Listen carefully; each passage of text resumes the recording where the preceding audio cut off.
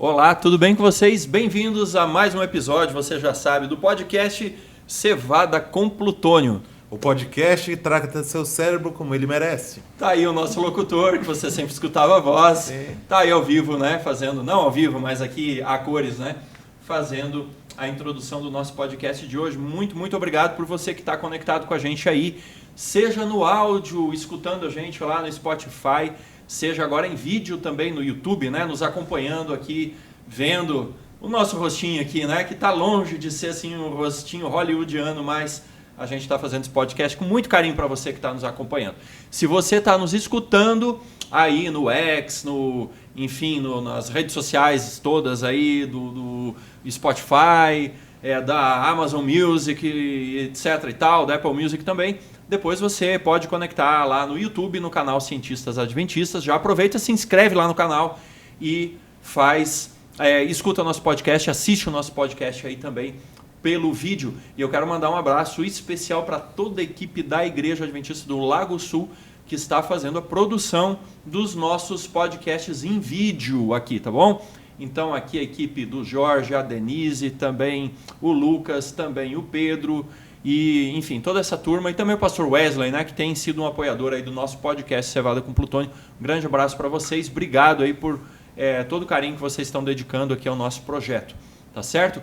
Sem mais delongas aqui, eu vou apresentar os meus companheiros de hoje aqui, os comentaristas, hosts, apresentadores, especialistas, editores, porque aqui, assim, como é um podcast, né, humilde de gente aqui que não vive disso, nós temos que fazer tudo no podcast aqui, né? Então é edição, é corte, é arte, é tudo, né? Hoje ainda bem que a gente tem a equipe aqui do Jorge que está nos ajudando, mas sem mais delongas aqui, Thiago Vicente aqui sempre está com a gente no nosso podcast. Obrigado, Thiago, por você estar aqui conosco mais uma vez. Agradeço a oportunidade aí de estar aqui mais um episódio aí do Cevada com Plutônio e espero que vocês gostem bastante aí das nossas conversas de hoje. Rumo a 10 mil. Rumo a 10 mil. Temos aqui o Edinardo Ferreira também, né, que é outro host também, que está sempre participando junto com a gente no podcast, conduzindo aí sempre assuntos brilhantes, com comentários muito bem colocados sempre. Edinardo, tudo jóia contigo aí? É só lembrando que história, gente, não é uma foto. História é um filme que tem muita coisa para trás, tem muita coisa acontecendo agora, mas a esperança é que ele está acabando e vai ser um final feliz. E que tem, muitas vezes, narrativas diferentes, dependendo de quem está sentado vendo, né? Depende da montagem. Depende dos atores. Como é que você monta o filme ali também. Depende de quem participou do elenco. É isso aí. E agora, por último, mas não menos, o meu grande amigo aqui, Rômel, né? Rômel também já um grande participante aqui já do programa Classe dos Professores, que é gravado aqui também nessa igreja, né? Rômel, eu tive o privilégio de estudar com o Rômel lá no UNB, né? Fizemos uma disciplina juntos, justamente uma disciplina de políticas públicas, né? De administração pública. Então, Rômel, muito bem-vindo. É a sua estreia no nosso podcast, não é? Pois é, eu sou aqui da casa do Lago Sul, né? Mas da classe de professores, sou membro da Central de Brasília. A gente tem esse histórico aí, né? Estudamos juntos aí quando eu estava no mestrado de administração, você estava no doutorado. E é um prazer estar aqui com vocês. Cevada com Plutônio, né? Tem tudo a ver. Cevada é o alimento mais adventista que existe, né? Gostinho de acampamento. E o plutônio é aí parte da vida científica. Então, muito bom estar com vocês aqui no programa. Isso aí, para deixar... participar dessa nova fase aí de vídeo, né? Maravilha, para deixar a nossa cevada bombar. Acho que a gente tem que ter um pouco de ciência aí também para turbinar as coisas. Turbinar, né? A cevada. Sensacional, gente. É um prazer tremendo, tá? Tô falando isso aí sem demagogia alguma, tá? É uma alegria. Eu sei que a gente tá, né, na nossa corrida, família, rotina, trabalho. Gente, todo mundo que vocês estão vendo aqui trabalha para Dedéu aqui, né? Gente aqui que tem responsabilidades, tem família, toca projetos aí, lidera departamentos na igreja. Então a gente vem aqui, não é sem algum sacrifício, né? Não é sem algum sacrifício, mas mesmo assim é uma alegria tremenda. A gente está todo mundo junto aqui para conversar um pouquinho, bater um papo, compartilhar conhecimentos e espero que com você também aí que está nos acompanhando, né? Que sirva realmente para trazer algo bom para, enfim, avançar os seus objetivos de vida aí.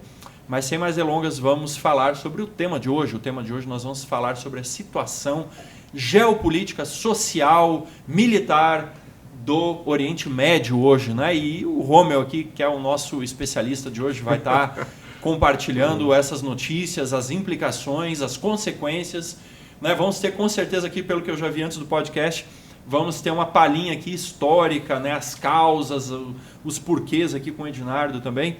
Mas enfim, bora lá. O que temos aí para considerarmos a respeito dessa temática tão delicada e tão importante que é a situação geopolítica no Oriente Médio? A gente resolveu abordar esse assunto pelo fato recente pode-se falar, de uma espécie de contra-ataque, né, que Israel realizou ao Irã. Então, é um fato inédito, né, a primeira vez que Israel realiza essa atividade militar no território iraniano, e isso gera uma série de preocupações com relação àquele teatro ali geopolítico que é complicado já há bastante tempo. Até porque são atores armados até os dentes, né? Muito armados, com várias situações de vários conflitos recentes e com a chamada guerra de proxy, né? Que tem várias outras potências externas com interesses ali dentro, né? O caso dos Estados Unidos, o caso de Rússia, o caso de China. Então não é só os que estão lutando ali. Isso, né? aí você está sendo gentil só para não dizer que eles são marionetes às vezes, né? Estou dando fora aí, termo técnico aí do mundo das relações internacionais, mas o marionete se aplica. Vamos chamar de proxy, também. então gostei desse eufemismo aí. Exatamente, é por aí. Não é mas marionete, assim, é um proxy. A gente percebe Israel com um forte apoio dos Estados Unidos, sim, né? ocidental, e cada vez né? mais explícito, ocidental, uma representação muito forte financeira, especificamente, de militar, bélica, de questão de armamentos e até de tropas e tal. E com alguns episódios assim também recentes de uma escalada, né? A gente completou agora recentemente 1 ano dos atentados que o Hamas realizou o ano passado, se eu não me engano, 7 de outubro. E aí, a partir de então, Israel primeiro entrou em Gaza de uma forma nunca vista anteriormente. Gaza é uma região conhecida, conflituosa, já faz parte dessa história triste já há algumas décadas, mas não na escala que foi feita agora. A escala que foi feita agora, pode-se dizer que Israel está praticamente exterminando a faixa de Gaza, né? Então, ataques muito intensos. E aí depois se multiplicou as frentes, né?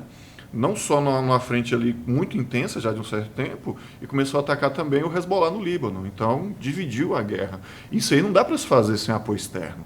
Por mais que Israel seja uma potência, tenha muitos recursos, tenha muita tecnologia, aquele domo de ferro deles é espetacular, né? Passa os vídeos, um monte de míssil chegando, os caras abatendo, então é um negócio de filme mesmo, assim, parece um videogame, mas ainda assim Israel não conseguiria fazer tudo isso sozinho, então precisa desses apoios externos. E aí entra esses outros atores também que complicam mais. E até porque mais assim, a gente tem que lembrar, né, Romeu, assim, falando agora um pouquinho da parte técnica militar, que esse domo de ferro, ele faz um trabalho sensacional. Para quem não sabe, o domo de ferro é um sistema computadorizado de armas, né, de projéteis que dispara numa cadência tremenda ali, centenas de projéteis por segundo, uma quantidade enorme, né, para que alguns deles atinjam os mísseis e protejam, né? Agora tem um fato assim que esse domo de ferro ele não é impermeável, ou eventualmente um míssil ou outro consegue passar. Exatamente. E existe qual que é a estratégia contra os domos de ferro que os Estados Unidos têm, Israel tem, Rússia tem, alguns países têm, né? Qual que é a estratégia contra esse tipo de coisa? É um ataque de saturação. Ou seja, você vai até o limite.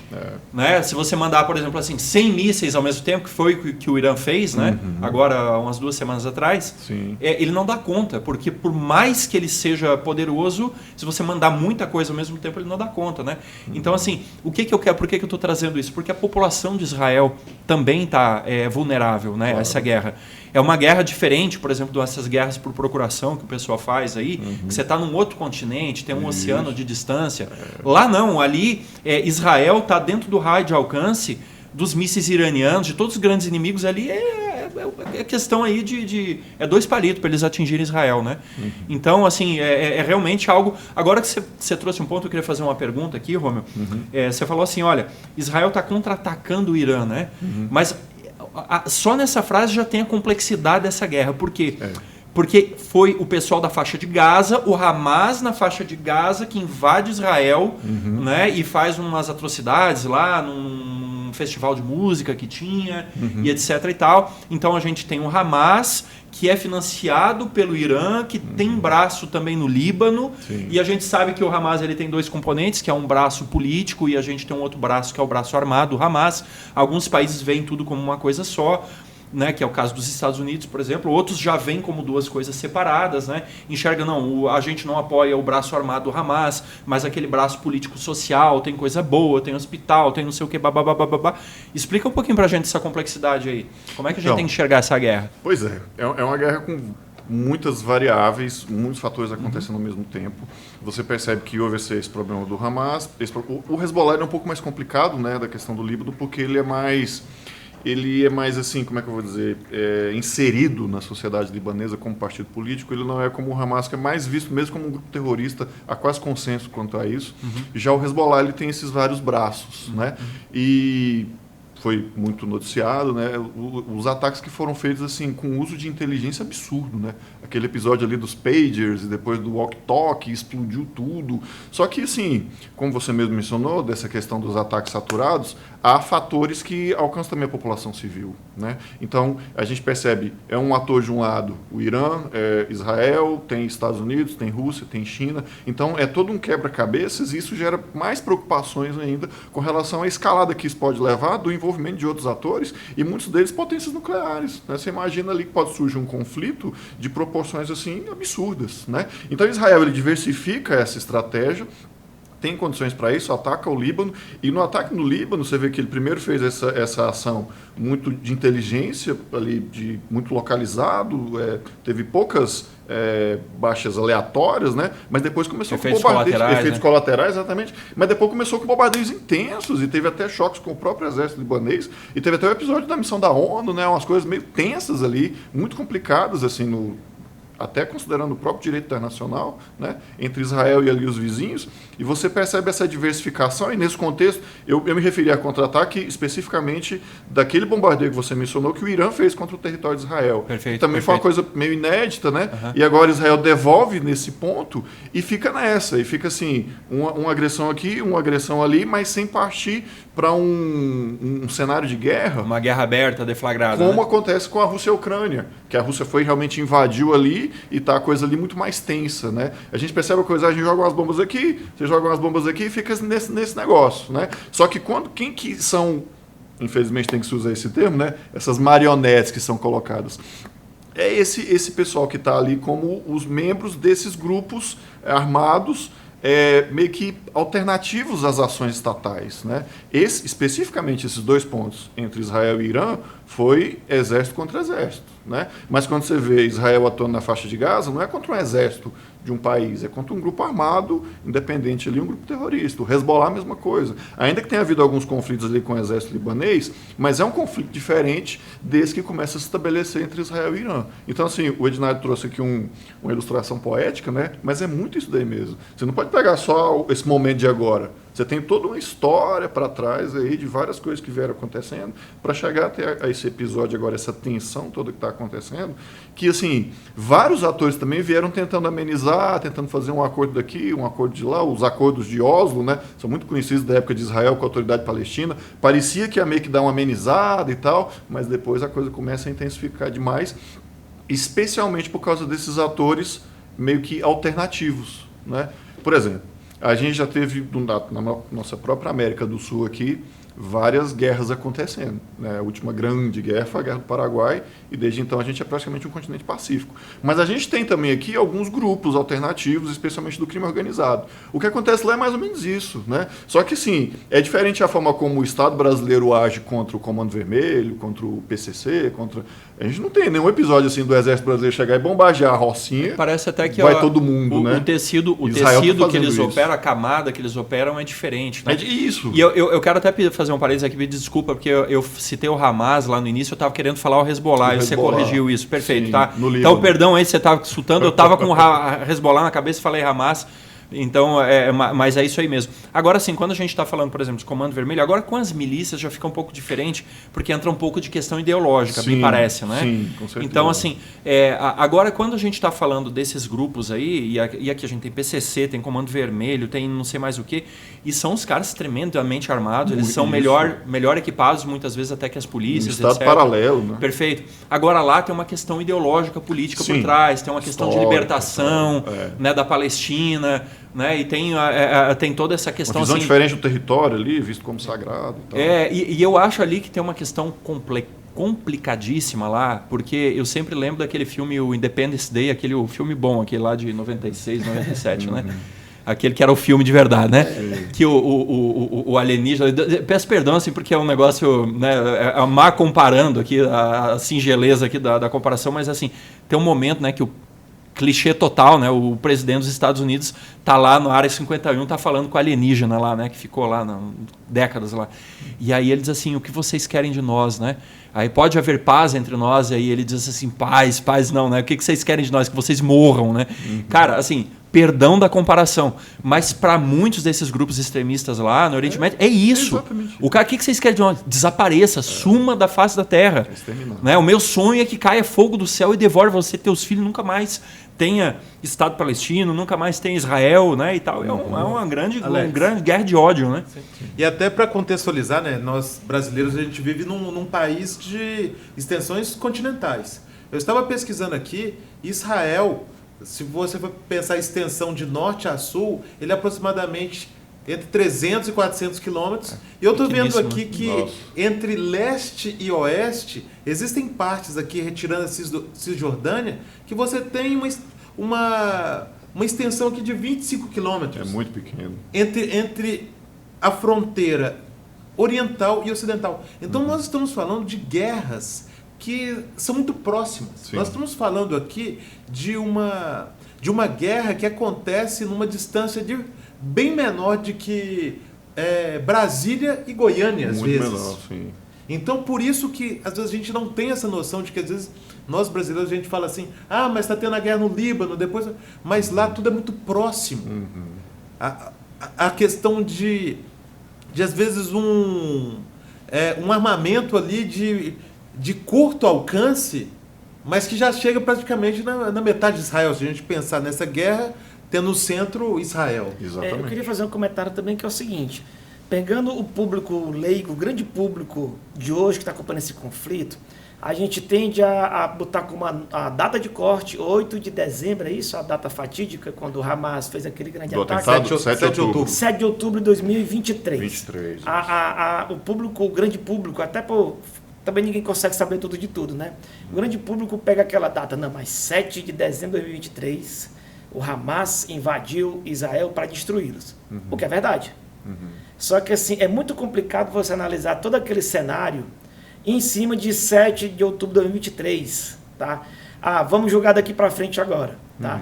Novamente, o que aconteceu ele foi ato terrorista, não cabe outra palavra, não cabe minimizar o que o Hamas fez, isso aí, vamos logo tirar esse bode da sala, como fala na minha terra, tira esse bode da sala.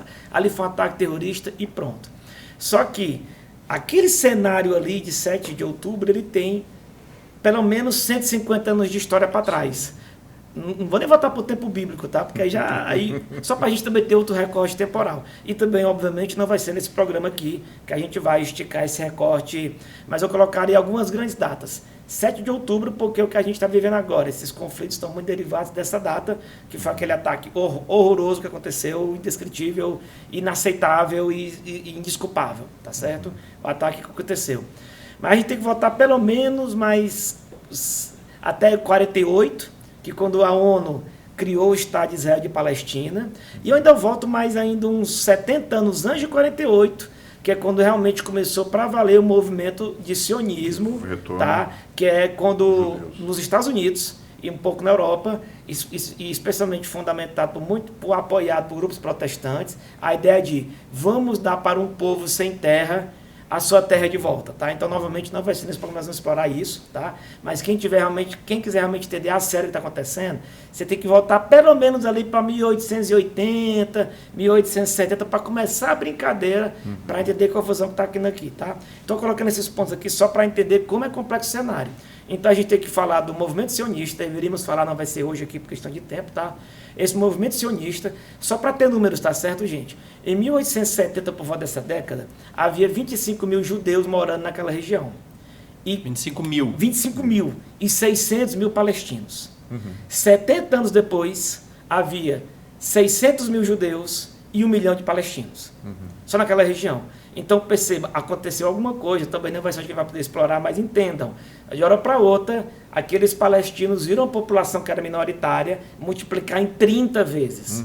Isso é interessante porque muitas vezes quem fica naquele papinho que eu não gosto, é um papinho preguiçoso, porque o árabe é mau, sabe, esse papinho maniqueísta de herói e vilão.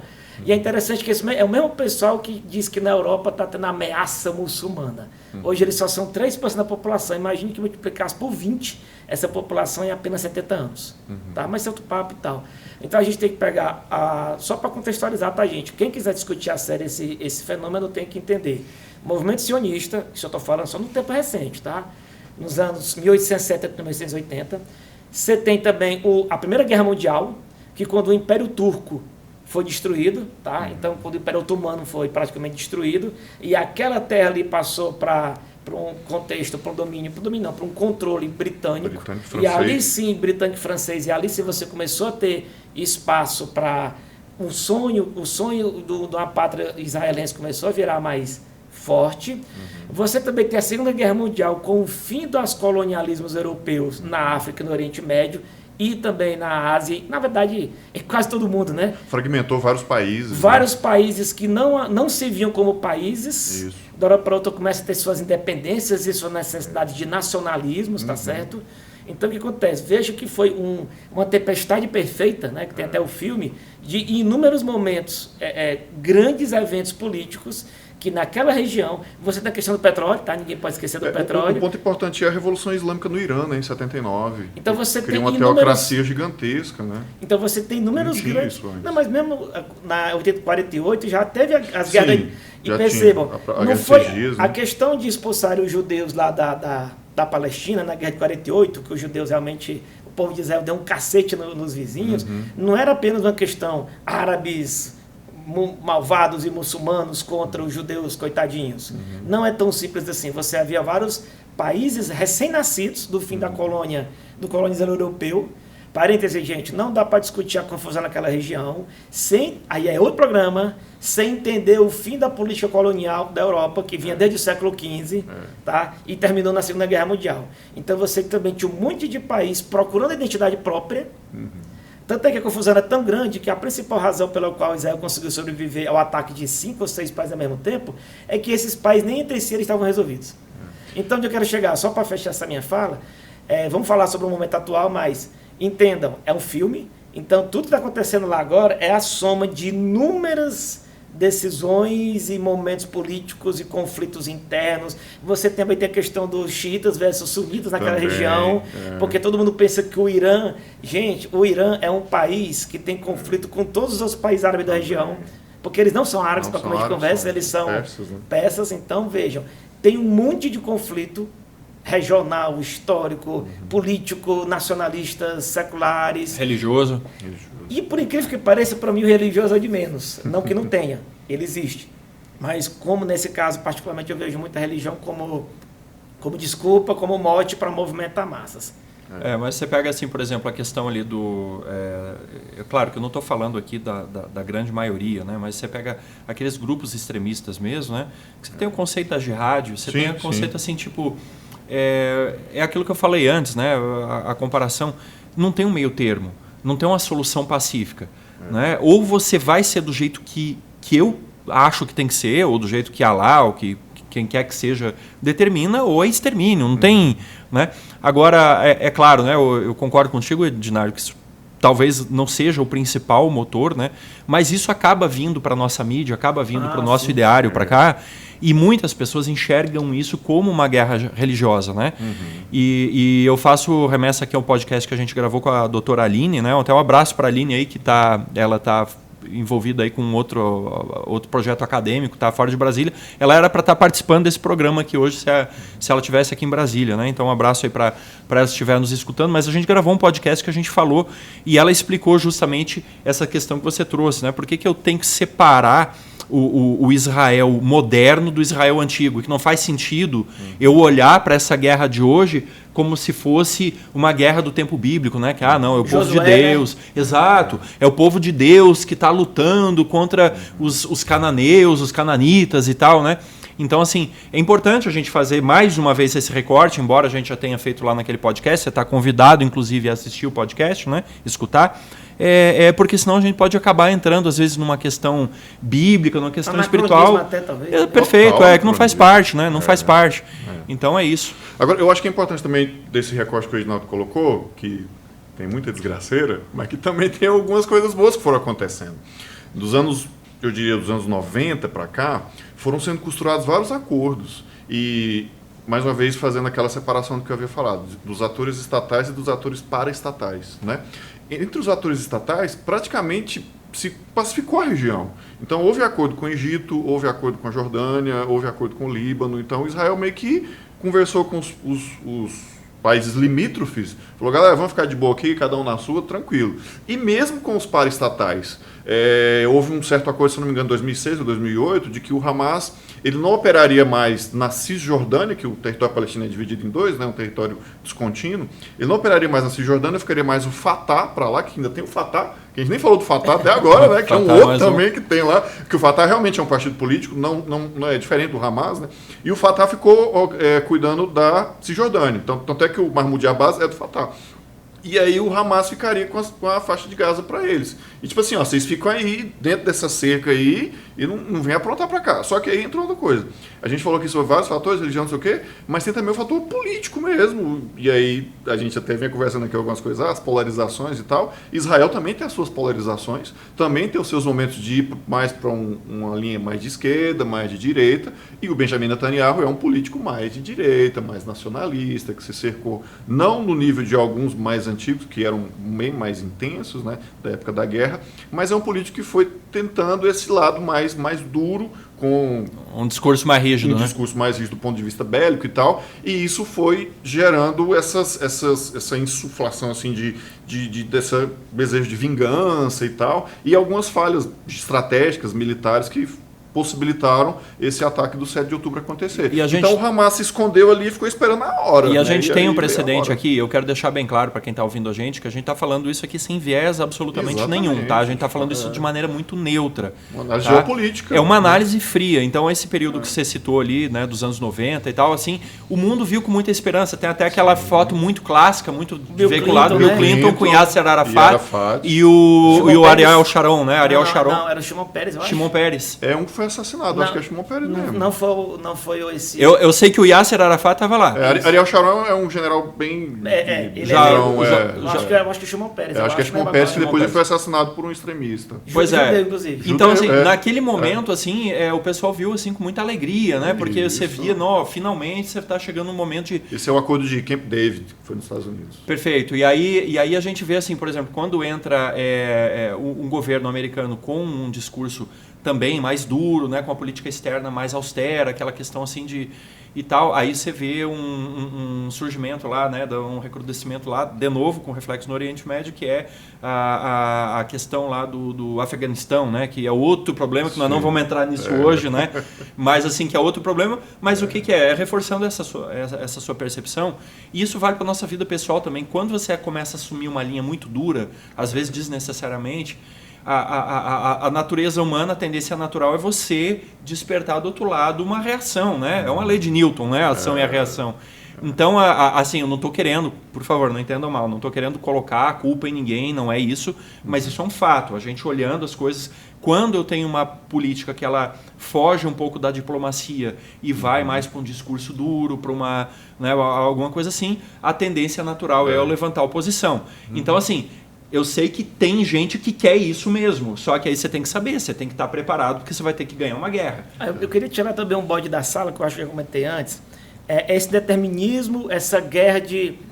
Tem um autor que esqueci agora qual o nome, que ele fala da guerra das civilizações, é um autor dos anos 90, 80, e é interessante que mês passado eu estava lendo uma revista...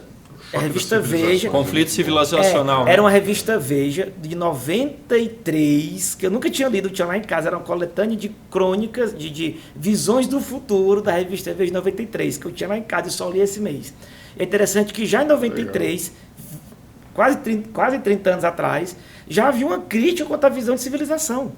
Essa guerra de civilizações, na verdade, é uma coisa muito de uma escola que é claro que existe escola de pensamento. Hoje ela já está ultrapassada, bem né? ultrapassada, ela é superada, até porque, na verdade, a civilização foi criada em cima como é que eu vou dizer, de encontros e não de confrontos. Né? Na época de Salomão já se suspeitava que já tinha seda vinda da China, na época de Salomão. Então, essa história da ideia de confronto de civilizações é uma ideia de um acadêmico, mas era interessante para algumas pessoas. Então, eu queria tirar o seguinte bode da sala. Gente, não há um determinismo religioso que os muçulmanos têm que atacar cristãos ou judeus. Vou dar um número aqui. Existe no mundo 2,2 bilhões de cristãos, de várias denominações, e 1,6 bilhões de muçulmanos, de tudo quanto é segmento também. Então, se houvesse um mínimo de determinismo... Visões mais moderadas, visões mais extremistas, né? Se houvesse um mínimo de determinismo onde esses povos têm que entrar em confronto, gente, estou falando aqui de quase 4 bilhões de pessoas. Tá? E muita gente interessada que esse pessoal se... Bota um Armagedon nisso aí, né? E né? ainda tem muita gente interessada que essas pessoas se matem também, tá? Porque tem gente que não está nesse clubinho que vai adorar se esses dois aqui começarem a se atacar. Então, eu acho muito perigoso porque essas pessoas convivem no Brasil, convivem nos Estados Unidos, convivem na Europa, no Oriente, na Ásia. Inclusive, os judeus... De onde foi que veio esses 500 mil judeus, né? Que em apenas 70 anos apareceram no Oriente Médio? A imensa maioria veio da Europa. Sim. Fugindo justamente. Parêntese, por que que a gente não fala tanto de sionismo aqui no Brasil? Sabe por quê? Porque no século XV, Portugal já expulsou dos seus domínios os judeus. Então, na verdade, né? essa questão dos judeus ser perseguido pelos muçulmanos, que são os malvados do mundo, que eu faço questão de deixar bem claro isso, é uma ideia muito recente, construída de 100 anos para cá. Então, vamos tirar esse bode da sala para evitar esse conflito. Pegando a fala aqui, desculpa, do Roma, é o seguinte, lembrando que os políticos, eles têm, acima de tudo no mundo ocidental, uma preocupação em resolver seu público interno, tá bom? Então, por exemplo, pegando Netanyahu, ele tem lá é um país que é parlamentarista, então ele precisa montar uma base política para se manter onde está. Deixando bem claro, ele já vinha de um monte de processos nos últimos anos de corrupção, de um monte de problema lá, e ele simplesmente precisa estar no poder. Então ele vai agradar essa base aqui. Se não fosse essa guerra, ele provavelmente já tinha rolado a cabeça dele, né? Quando essa guerra acabar, praticamente semana seguinte, ele já vai perder o cargo, tá? Churchill, o grande Churchill da Segunda Guerra Mundial, ele deixou de ser primeiro-ministro durante a guerra ainda, tá? Então, países parlamentaristas, não mandato fixo. O cara pode cair no meio do caminho. Qualquer hora ele pode cair se perder o apoio do parlamento. Então, ele tem que ter muito mais conchavos ou alianças que no Brasil. E nos Estados Unidos também, o presidente de lá e na Europa também, eles também têm que fazer atendimentos internos. Pronto, falei do bloco ocidental, que geralmente apoia Israel, né? Vou só atrapalhar vocês aqui um pouquinho, só para corrigir que aquela foto memorável que a gente conversou aqui foi de 1993 e é o Bill Clinton, o Yitzhak Rabin e o Yasser Arafat. Era o Rabin. Tá? E do lado, lembrando, gente, do lado árabe também, do lado muçulmano, do lado dos outros países, eles também têm seus conflitos internos.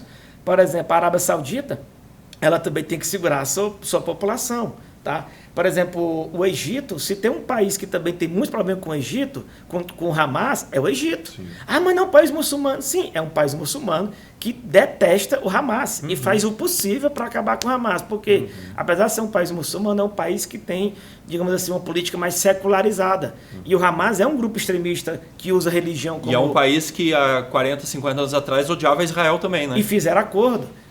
O Egito fez uma intervenção recente contra um grupo chamado de Irmandade Muçulmana. E está agora com o governo militar. Mas não é um país muçulmano, o Egito. Exatamente. Então, assim, é muito importante frisar que esse papo de ser muçulmano... Gente, E na África ainda tem o Boko Haram, né? Sim. Ainda tem mais. Tem mais você vê que é muito complexo. Então, muito complexo esse conflito. E lembrando, a Arábia Saudita tem o maior inimigo da Arábia Saudita no mundo, se chama, sabe quem? Irã. Sim. Mas não são dois países muçulmanos. E daí, meu amigo, o maior conflito do mundo que aconteceu foi entre países cristãos na Europa, tá bom, gente? Foi a Alemanha tratorando Polônia, França, Inglaterra e França brigando historicamente aí no século passado. Durante 400 anos, pessoal se matando. Era das nações cristãs, então, né? assim, só quero tirar esse bode da sala, porque eu acho perigoso esse simplismo de colocar a religião como grande motor dos conflitos. E você sabe o que eu acho que deve estar acontecendo agora? Nesse momento deve ter um podcast lá na Ásia sendo gravado. Eles estão dizendo assim, já pensou que loucura lá, os cristãos brigando entre si lá na Irlanda, né? Como é que explica Católicos isso, né? E protestantes. Que história é essa? Mas não é tudo cristão, né? alguns detalhes só. O Choque das Civilizações é de Samuel Huntington.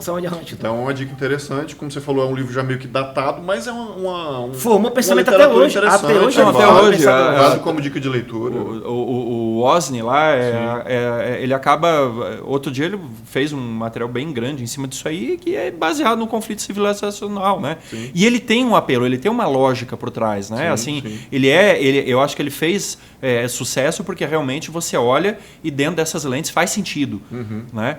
Só que o problema não é fazer sentido, o problema é que você tem que olhar o contexto como um todo. Às vezes você traz uma informação nova que aquilo ali perde aquela força toda que tem, né? E, Romeu, como é que você vê, Romeu, agora, já que a gente volta para esse conflito atual, veja nosso público, né? A gente colocou esse monte de questão no ar.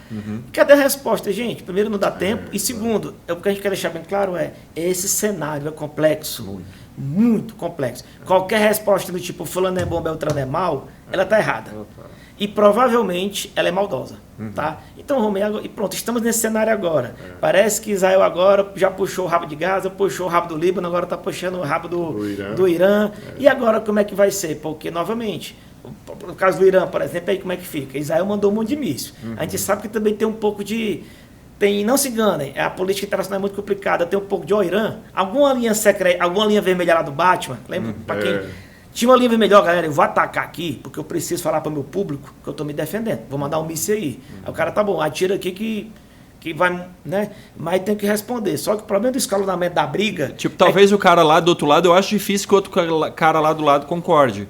Mas eu acho que isso aí, com certeza, vai acontecer assim, tal hora tá indo míssil em tal direção. Então fica ligado. Sabe aí. Sabe aquela brincadeira assim, tipo, você tá no supermercado e alguém falou mal com a sua mulher? Você não quer briga. Mas você precisa, como um bom marido, defender sua esposa. Você não está afim de estar na briga, mas pelo menos estabelecer ali uma posição, estabelecer né? um cercado que você tem que fazer. Mas enfim, mas o problema Primeira Guerra Mundial começou nessa brincadeira também. Sim. Você tem um monte de alianças ali de gaveta e tal, e começa escalonamento.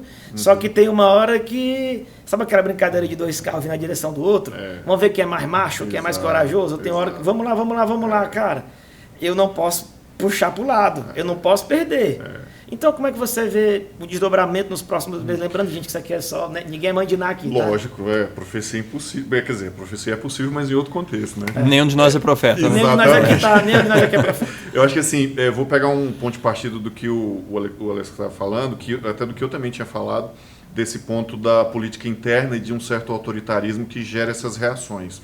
Há uma outra análise, até interessante a gente ter esses contrapontos, para mostrar que a gente não está todo mundo também só numa linha teórica, né? Essa linha de que assim, o cara ser excessivamente autoritário vai gerar problemas. Há uma outra linha teórica que acha que se o cara também for excessivamente pacífico, leniente, há alguns argumentos, inclusive da própria Segunda Guerra Mundial, que tem trazido várias vezes, eu esqueci agora, vocês vão lembrar aí, o primeiro-ministro anterior ao Churchill, Chamberlain. Acho que é Chamberlain. Ele faz os Acordos de Munique. Eles acham que aquilo ali é crucial para a Segunda Guerra ter acontecido, porque ele foi muito fraquinho, muito tranquilinho, e o nazismo veio para cima. Cresceu, né? Cresceu, a gente fala cresceu. Exatamente. Né? Não, você quer ver um caso mais recente que eu fiquei estarrecido? Com a queda da União Soviética, lá, da Cortina de Ferro, etc. e tal, a Ucrânia ela recebeu embaixadores e uma série de pedidos do Ocidente para desmontar o seu arsenal nuclear. E a Ucrânia tinha mais ou menos em torno de 2.000 armas nucleares. Tá? Então, eles disseram assim, não, olha, porque o que aconteceu? Né? Caiu a União Soviética, entraram numa crise econômica tremenda. Né? Depois que caiu lá o sistema soviético, eles não tinham como sobreviver no mundo capitalista, porque, enfim, por uma série de razões. Desmantelou tudo. E aí, eles disseram o seguinte, olha, a gente tem ajuda financeira, você vai poder, assim, vai entrar no grupo aqui de países, você vai ser aceito no nosso clubinho se você não tiver arma nuclear. Aí você desmonta, acaba, queima os projetos, taca fogo, né, no projeto. Desmonta suas desmonta tudo. E tal. E a Ucrânia disse, beleza, então nós vamos fazer isso aí. Manda o cheque, eu desmonto. E aí eles receberam ajuda financeira, tal. Só que é aquele tipo de acordo que é um acordo não vinculante. Né? Então, assim, foi feito o acordo, foi registrado e tal, mas ninguém se comprometeu, ninguém assinou o cheque lá, efetivamente. Teve ajuda financeira? Teve. Mas, assim, não houve uma aliança, né? Tipo, você vai entrar na OTAN. Né? Não teve isso, não teve uma aliança propriamente dita. O resultado, a Ucrânia não tinha armamento nuclear, não tinha meio de se defender. A Rússia agora, em 2014, foi para cima da Crimeia, tomou conta da Crimeia, anexou lá e tal. E alguns analistas, que eu acho que faz sentido, defendem que é justamente pelo fato de que a Rússia é a maior potência nuclear do mundo, ela supera os Estados Unidos, inclusive, né? E a Ucrânia não tem aquela questão, o poder de deterrence, né? Que é o conceito de destruição mútua assegurada. Né? O MAD, né? Mutual Assured Destruction. Exatamente. Então vai nessa linha aí, Romeu, né? Até peço perdão aqui por ter tomado feito parênteses, mas é isso, porque, por um lado, se eu tenho uma política muito dura, né? Se eu outro lado, tenho uma política muito mole, eu acho que hoje tem uma linha da política que bate muito nessa questão da moleza da política, também pode levar a isso. Né? E os analistas dizem, por exemplo, Coreia do Norte, eu sei que a gente está dando um giro pelo mundo agora, né? Coreia do Norte. O que o pessoal fala? Diz assim, a Coreia do Norte ela está indo pelo único caminho que resta para ela ir. Ou ela se arma, ou ela vai desaparecer. Porque é um Estado pequeno, economicamente fraco, culturalmente, né, problemático, deficitário e tal. Se ele não tiver um poder de ameaça, um poder de se projetar pelo mau sentido da palavra, ela vai ser absorvida de alguma forma. Ou vai ser conquistada, ou vai ter que viver... Ou então acaba. Acaba. Ou então vai ficar toda hora passando o chapéu lá para o FMI, aquela situação e são situações complicada. Que eu até pergunto para o Romeu. O que eu vejo, eu não sou especialista disso, eu entro até aqui como um leigo. Eu também, óbvio. Que muitas vezes eu vejo que alguns conflitos ocorrem porque parece que alguns países são encurralados. Sim. Então, muitas vezes a gente fala aqui no mundo sobre a questão assim de que cada país tem que se apoiar, temos que fazer negócios de tal forma que sejam bons para... Você vê uma opção disso para o Oriente Médio? Pois é. Nessa linha aí, a gente vê os teóricos e tal, alguns argumentam que, eu pessoalmente acho meio sensível falar isso, mas alguns acham que no Oriente Médio, em alguns lugares, é praticamente impossível existir governos democráticos. Né? Um exemplo seria, por exemplo, a Líbia. Depois existiu o Gaddafi, viu uma ditadura de várias décadas, mataram o Gaddafi e hoje a Líbia está despedaçada. Não existe praticamente um governo formal na Primavera Árabe, famosa, né? Foram vários e agora interessante vários que todo mundo achou que ele ia colocar, que eles queriam o Mickey, né? Que era o shopping center. Exatamente. E aí eles tiraram o Gaddafi e botaram uma Sharia lá. E aí dividiu, tem vários grupos tribais, virou um desmantelo total. A Síria se manteve lá por ter um ditador, o ditador segurou e falou, não vai rolar, não vai ter Primavera Árabe aqui em nada, e tá lá o país, né? O Líbano é uma ilha ali no meio, o que você falou sobre o choque de civilizações no Líbano, isso é muito interessante. Eles têm um acordo entre eles que um é cristão, o outro é um... tipo, o presidente é cristão, o primeiro-ministro é muçulmano, sunita, e o chefe da Câmara é tudo distribuído ali entre eles, e eles vão sobrevivendo ali e vai rolando. Então, assim, essa teoria tem os seus contrapontos, mas quando entra esses interesses mais amplos, a gente também tem muitas vezes uma visão política assim, sei lá, muito arcaica, que a gente acha que o governante é capaz de dominar todo o cenário ali sozinho, né? Então, quando você falou sobre a questão do que vem pela frente, tem vários fatores que a gente tem que considerar. Um deles acontece agora, início de novembro, que é a eleição americana. A eleição americana tem uma influência direta nos fatores ali do Oriente Médio. Agora, você vai pensar assim... como na Ucrânia também. Como na Ucrânia. São duas guerras que estão... Influência direta atirando aqui de olho lá. Olhando o que vai rolar. Agora, aí você vai pensar, pega, digamos, um perfil mais bélico, assim, mais agressivo, seria o Trump. O Trump vai entrar e vai tratorar o Irã. Cara, o Irã é uma potência petrolífera. Você vai apagar o Irã do mercado de petróleo mundial? Você não vai fazer isso, né? Então, assim, contra a Rússia. Aí ele vai chegar lá no Putin e vai falar, Putin, para com essa guerra aí, que senão eu vou jogar bomba em você. O Putin falou, eu tenho mais bomba que você, cara, se liga, abre o olho. Então, assim, é aquela coisa que eu tenho condição de destruir você tem condição de me destruir, e cada um de nós tem condição de destruir o mundo inteiro. Quando todo mundo tem todas essas condições, ninguém faz nada. Né? E aí tem que sentar e conversar, e esclarecer e organizar. Então, assim, isso às vezes a gente vê muito na nossa política também. Né? A gente vive também um mundo assim, meio difícil aqui no Brasil. Acha que vai entrar um governo de direita e vai colocar 100% a pálpita de direita, aí a esquerda...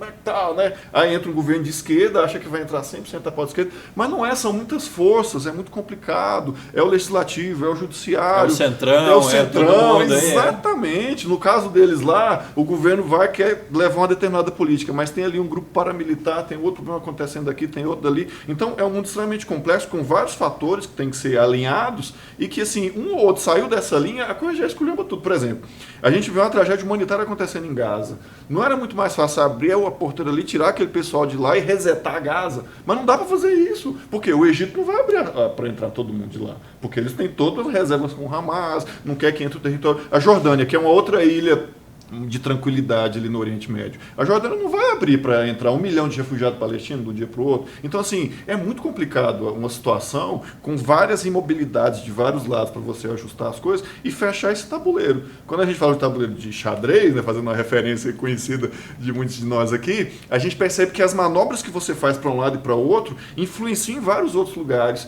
Você falou sobre a questão da Arábia Saudita e do Irã, né, ali o Golfo Pérsico ali, é uma tensão absurda. Tem os Houthis e lá tem também, até tem o outros Iêmen, conflitos rolando ali, Iêmen, Oman, aquela entrada ali, o negócio foi perigoso, você desce ali pro outro lado, tem a Somália, então é um mundo muito tenso, né? E todas essas coisas para elas se alinharem, sempre vai ter algum conflito acontecendo. É o que eu estava falando da questão dos teóricos, né? E alguns teóricos aí da ciência política, das relações internacionais, acham que para segurar essa galera é a ditadura. Então, por exemplo, Saddam Hussein. Derrubaram Saddam Hussein, vamos colocar a democracia americana aqui no Iraque. Foi onde se brotou o Estado Islâmico, alguns anos depois. E a né? mesma coisa, a mesmíssima coisa que aconteceu no Afeganistão. No né? Afeganistão, exatamente. Afeganistão. Chegou num ponto que não deu mais, teve que tirar e deixar lá pro Talibã. Chega lá o Talibã, aquele negócio, e aí o pessoal pensa assim, né, o Estado Islâmico... Aí, assim, o Estado Islâmico chegou num ponto que o próprio Talibã começou a dar conselho para eles, ó, pega mais leve, né? Pra você ter uma ideia de como é que foi o negócio. Deixando bem Aí claro. o que acontece? Sai o exército americano lá, eles tentaram formar um governo, mas em questão de horas o país estava tomado, horas. Sim. Né? Então assim, e a gente tem hoje também, para adicionar o que eu queria comentar lá no início, a gente tem um problema seríssimo que hoje que é a guerra assimétrica, né? Sim. Porque até então você dizia assim, olha, eu vou conquistar o país. Aí você chegava lá, tomava a capital, arriava a bandeira do país, levantava a sua e estava resolvido o problema. Cara, hoje não é uma guerra de Israel contra o Irã, é uma guerra de Israel contra o Hamas, contra o Hezbollah e tal, né? E aí como é que você faz? Como é que você diz assim, olha, né, a guerra dos Estados Unidos não era contra o Afeganistão, era contra o Talibã, contra o Estado Islâmico. Isso. Aí você vai lá e agora? Tá, como é que você chega à conclusão que você teve uma vitória? Aí você tira teus soldados de lá, horas, 12, 24 horas depois o país está tomado de novo. Você não está mais naquele tempo que você identifica o inimigo com um uniforme diferente do seu, ou com uma bandinha tocando e você joga bala em cima ali, você matou o seu inimigo. Não é mais assim. Igual na época de Napoleão, né? Exatamente. A gente assiste aquele filme lá da Guerra de Independência Americana, né? Os ingleses tocando lá, o americano tocando do outro E lado. mesmo a Segunda Guerra, hoje a guerra é muito diferente do que a última Exatamente. grande guerra que nós tivemos, né? Não, e uma coisa que eu vejo aqui na conversa, que realmente, às vezes a gente, até por ignorância, ou então para tentar simplificar, às vezes a gente pega um país desse que está numa ditadura e a gente acha que existe um ditador atrapalhando um país democrático, coeso, Exatamente. já que entende democracia, e a gente acha que a gente vai tirar aquela figura e que a Eles sociedade vão se ali entender. vai emanar a democracia, tudo isso. Eu já ouvi até falando um estudioso que a Coreia do Norte até vai para essa área aí, até saindo um pouco do Oriente Médio, né, mas tentando pegar essa essência, que eles tiveram a bomba nuclear para, de alguma forma, falar para o Ocidente, para os outros países, assim, olha, vocês sabem que o problema é o Kim Jong-un. Se vocês matarem o Kim Jong-un, quem é que vai se levantar aqui para dominar um arsenal nuclear? Como uma forma de ele se proteger de que assim, olha, vocês me conhecem e eu não estou fazendo nada. Mas se vocês tirarem o pouco de estabilidade que eu tenho aqui, vocês vão dar bombas nucleares para pessoas que você não sabe quem é. Muitas vezes eu faço a brincadeira, né, usando a sabedoria brasileira, de que seria a teoria do anti-tiririca, né? O tiririca se elegeu dizendo que pior do que tá não fica. Só que muitas vezes tem como ficar assim, pior do que tá fica. Então às vezes é melhor manter mais ou menos ali. Tem aquele sábio pode ditado ficar pior. popular, né, que governo ruim é melhor que governo nenhum, né? Exatamente. Então assim, a gente A viu isso lá democracia com... é a pior de... como é que é? A democracia é a pior forma de governo, excluindo todas as outras, né? Então, e outra coisa, a democracia, me parece, né, eu não sou especialista na área, então me perdoem se vocês discordam, mas assim, me parece que a democracia é uma construção muito custosa. Demais. Né? Então você vê esses países que eles não têm uma história democrática, basta olhar a história da humanidade, né? Esses 6.000 anos de história que a gente tem aí, qual é o período que a gente teve democracia? A gente teve um período lá no classicismo, lá antigo, né, antes de Cristo e tal, aquele negócio, mas assim, ainda era relativo, você ainda tinha escravos, você ainda tinha as mulheres que não votavam, etc. e tal. Né? Você vai ter a democracia. A democracia é uma construção muito recente, muito frágil. Né? Então você pega esses países que não têm histórico de democracia, o povo é semi-analfabeto, eles têm uma condição, um péssimo IDH. Né? Eles lutam ali pelas coisas mais básicas da vida, que é comer, se abrigar, tomar um antibiótico de vez em quando e tal. Água, né? E aí você tira o governo de lá, que é uma ditadura, e você quer que aquele povo ali, de repente, vire uma Suíça, vire um Liechtenstein, né? Alguma coisa assim. Eu já vi estudiosos falando até, né, nisso que você está falando sobre a dificuldade de entender uma democracia, que até as democracias mais solidificadas, como os Estados Unidos, nesse entendimento dele, é que, na verdade, a democracia como os Estados Unidos são grupos autoritários em equilíbrio. Perfeito, muito boa definição. Porque, na verdade, todos aqueles grupos são autoritários. Só que eles estão num equilíbrio que eles se mantêm ali, que um não consegue... Uma alternância de poder, né? Ou então com a dificuldade que a gente vê aqui, que, como eu falo muito bem, que às vezes a gente pensa muito no presidente, mas nós temos às vezes Senado, Câmara, que são movimentos que são custosos, que são difíceis de você ter uma maioria. E então toda movimentação de uma nação, ela demora. Até porque as sociedades são muito complexas e heterogêneas. Eu acho que a gente já está meio que encaminhando para já estamos finalizando. A menos de 2.000 pés. É, isso aí. Eu acho que uma ênfase interessante... Pode baixar o trem de pouso aí já. Exatamente. Toda essa conversa nossa é a gente estar atento ao ferramental de análise. Você entender que você vai analisar uma situação muito complexa, você não pode usar a mesma estratégia que você usa para analisar a briga dos vizinhos. Né? O vizinho jogou água na casa do outro, ele é o certo, o outro é o errado. Não é assim que a gente vai analisar a briga de países extremamente complexos, com estruturas históricas milenares, de coisas culturais, enfim. Então, assim, a gente precisa fugir muito do negócio chamado maniqueísmo, que é você tentar colocar esse mundo preto e branco, né? O herói e o bandido bonzinho, enfim, esse tipo de coisa, o bandido e mocinho. E a gente precisa analisar todos esses fatores complexos que vão trazer, assim, a gente olhando para frente, o que a gente espera que aconteça? Que haja não vai haver um cessar-fogo tão cedo por essa falta de acordo, mas pode haver uma amenização desses conflitos e especialmente uma amenização de tantas baixas civis que têm acontecido. Né? Esse espraiar desse conflito, ele gera muitos problemas militares, econômicos, mas acima de tudo humanitários. Né? A gente está hoje diante de uma tragédia humanitária absurda, independente de quem seja o certo ou errado, não é isso que importa. O que importa é tentar preservar vidas. Então, nesse sentido, se as hostilidades amenizarem um pouquinho mais, pode ser que a coisa se ajuste, né? A ilustração que o Ednardo fez aí da briga do supermercado, quem sabe cada um se satisfaça com o que já colocou ali de mostrar autoridade e a coisa possa se amenizar um pouco. Seria um cenário favorável, mas também pode se intensificar e piorar. E você falou aí da crise humanitária, Romeu, eu acho que é esse que é o ponto, né? Porque assim, você vai falar, você está com um discurso muito não sei o quê, mas cara, semana passada, um avião de transporte, não sei se vocês viram isso, né? Derrubou uma carga de ajuda. O que é? Alimento, medicamento, roupa, né? Caiu em cima de uma barraca de um campo refugiado. Sim, e matou um menino de 3 anos. Cara. Eu vi isso. Cara, quem tem filho, aquilo ali é uma facada no peito que você não faz ideia. O menino estava ali, ele era um refugiado, estava lá dentro de... Então, cara... por mais que tenha essa guerra, que ela tenha suas razões, e ninguém está dizendo aqui que ela não tem razões, cada um tem a sua razão, acho que cada um tem a sua parcela de razão, assim como cada um tem a sua parcela de culpa também. Cara, o que não dá é para a gente dizer que esse tipo de situação é tolerável, que é sustentável.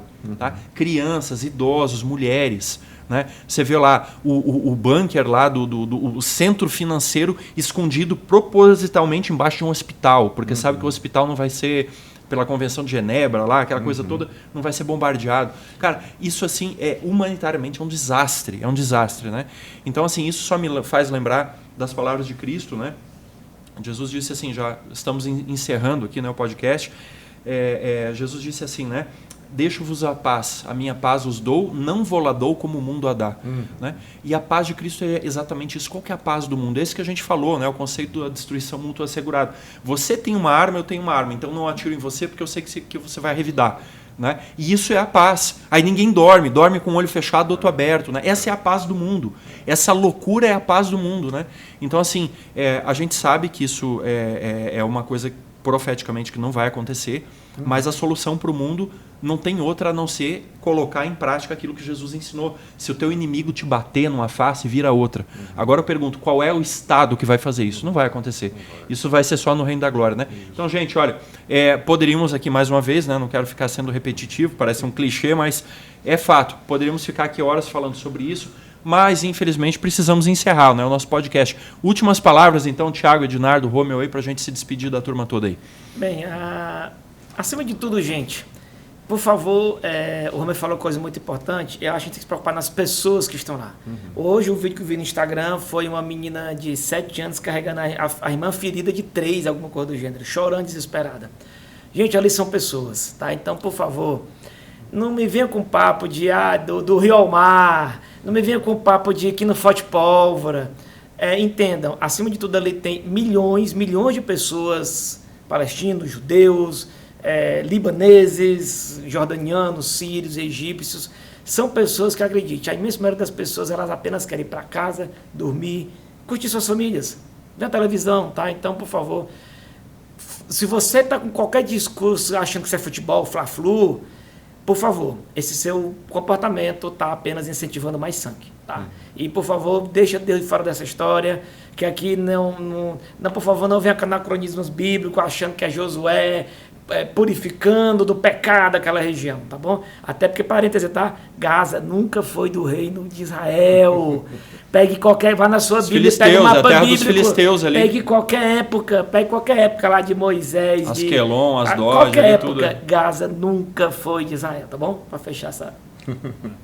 Eu acho que é sempre interessante a gente pensar, olhando todos esses conflitos, todas essas coisas que acontecem, o que a gente pode tirar de lição para nós aqui, né? E a gente fez aqui uma análise geopolítica, uma análise de vários fatores políticos, econômicos, sociais e tal, e a gente vive muitas vezes determinados conflitos também que acontecem no nosso contexto, na nossa sociedade, e a gente tem a opção de fazer a coisa escalar e chegar em pontos difíceis de convivência ruim, e a gente ainda não tem chegado a esses níveis de guerra aberta, mas a gente vive numa sociedade também muito violenta, né?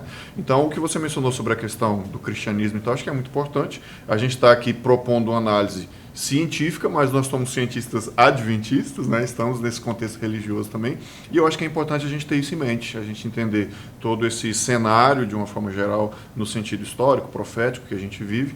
A gente a gente muitas vezes tem muita fé em coisas que não merecem a nossa fé, né? Você falou sobre o cérebro ser bem tratado, a gente tem cérebros sendo muito maltratados hoje em dia, né? Tem gente que parece que comer o cérebro. Então, assim, cara, não adianta você colocar esperança, tipo assim, Israel vai ser a luz lá, e os caras vão dominar e vão arrebentar e vão dominar todo o Oriente Médio. Isso não vai acontecer. Se você também é mais pro lado da esquerda e pensar assim, o mundo vai ficar bonzinho e vai criar finalmente o Estado palestino e vai dar uma terra para eles, vai ficar... Não vai acontecer. Vai acabar com o patriarcado. A ONU vai chegar e vai resolver, o direito internacional será respeitado. Nada disso vai acontecer. Então, assim, não estou querendo trazer também aqui uma anti-esperança para ninguém, mas é que a gente tem que colocar a nossa esperança no que merece a nossa esperança, né? Então, trazendo também para o nosso dia a dia de política, a gente também na análise política brasileira tem muito a colocar isso, é um salvador da pátria, fulano, esse que está aí é muito ruim, tem que vir outro. Não vamos cair nesse tipo de coisa também, né? A análise que o Ednardo colocou aqui, muito interessante ter essa visão humanitária, de entender esse conflito das pessoas, e eu coloco aqui esse ponto, da gente não colocar a nossa expectativa, a nossa esperança naquilo que vai ruir amanhã, né? Então a política, a gente falou isso várias vezes aqui, se você for colocar uma inteligência artificial para filtrar, talvez a palavra complexidade foi das que a gente mais falou aqui, né? Então, assim, é uma situação realmente muito complexa, a gente não pode simplificar isso e trazer isso para a nossa vida. Então, trazendo para nós, é a gente colocar a nossa esperança no que realmente tem valor e analisar as nossas atitudes, né? As nossas atitudes estão de acordo com o que a gente professa como fé, e eu amplio do mundo adventista, né? A gente tem pessoas que nos ouvem que não são adventistas, são evangélicos, católicos, espíritas, não cristãos, enfim. A boa convivência com o meu vizinho, se todo mundo pensa pensasse assim, não existiria conflitos grandes dos estados, né? O problema vem da natureza humana em si. Então, que a gente possa trazer um pouquinho de reflexão para a nossa vida também com relação ao nosso próximo. E vamos orar por essa turma toda, claro, né, Rony? Vamos orar porque, assim, a gente vê isso é um cumprimento profético, Exato. A gente vê o Espírito Santo sendo retirado da terra, né? E os 4 ventos, então, eles começam a ser soltos. E o que são esses ventos? É tudo isso aí. Entra nesses 4 ventos, entra essas guerras aí também. Então, a gente está vendo um cumprimento profético, claro, né? A gente tem que saber, gostei muito da sua colocação, colocar a nossa esperança. Não é para a gente não ter esperança, mas vamos colocar esperança naquilo que realmente faz sentido ter, né? Exatamente. Não, aprendi bastante aqui, principalmente em entender que existem coisas que a gente não vai saber a resposta. E outra coisa também que eu vejo é que a solução ela não é humana. Eu acho que a gente sempre tenta fugir na ideia de que vai aparecer alguma coisa. Então, mas nós devemos lembrar que é Deus que traz a solução. E a outra coisa que às vezes eu acho que traz, Romeu, principalmente quando a gente vai nessas questões de guerra, principalmente que acho que o Oriente Médio chama muita atenção pela questão do templo de Israel, de Jerusalém. Exato. É a gente, de forma errônea, entender o Apocalipse. Sim. Jesus volta não é quando dá bagunça, Jesus volta é quando a gente prega. Exatamente. Então, nós devemos entender qual é a nossa função como cristãos nessa situação. É de pegar qualquer oportunidade que a gente tem para pregar a solução que é Deus. Exatamente. E não pregar uma solução que é humana, que é ideológica, ou que alguma ideologia humana vai trazer essa solução total, que a Bíblia fala claramente que não é humana que vai ser. Totalmente falha, né? Sim. É isso aí. Gente, então muito obrigado, tá? Foi um prazer tremendo aí estar com vocês. Eu acho que um tema riquíssimo, gera muitos insights, né? Eu espero aqui que você que nos acompanhou aí, né, do seu trabalho, da sua casa, do seu carro, onde quer que você esteja escutando ou assistindo a gente, deixar bem claro, a gente não tem compromisso partidário, ideológico com ninguém, tá certo? Tentamos trazer isso aqui como fatos, né? Fatos sociais, políticos, militares aí da nossa atualidade, algo que realmente está nos chamando a atenção, preocupando. Né? Afinal de contas, aí são irmãos nossos, né? E nós cremos isso aí, que em Cristo não há judeu nem grego, né? Então somos todos uma única família, filhos de Deus, e a gente sofre vendo essas pessoas sofrerem aí também, tá certo? Então, muito obrigado por você aí ter nos acompanhado, pela sua audiência, e a gente já convida essa turma aqui. Romeu, você está convidado a se juntar a gente aqui no podcast, tá bom? Foi um prazer, a gente tentou gravar com você aquele dia lá com a Aline, né? E não acabou não dando certo. Porque tinha que dar hoje. Tinha que dar hoje, foi sensacional, muito bom aí, realmente abrilhantou com todo o seu conhecimento, a bagagem tremenda aí, assim como o Ednardo, o Thiago também. Então, e você também que nos acompanhou aí com paciência, tá certo? Mais uma vez, um obrigado aqui para toda a equipe da Igreja Adventista do Lago Sul que nos recebeu aqui, mais uma vez para gravar esse podcast. E a gente se encontra toda quinta-feira, você já sabe, 17 horas. Inscreve, dá um tapa lá no like e aperta o botão lá da inscrição do nosso canal. Deixa o coraçãozinho no Spotify se você está nos escutando aí nessa mídia. E a gente se encontra 17 horas na semana que vem, quinta-feira, no podcast Cevada com Plutônio. Até lá! Tchau, tchau!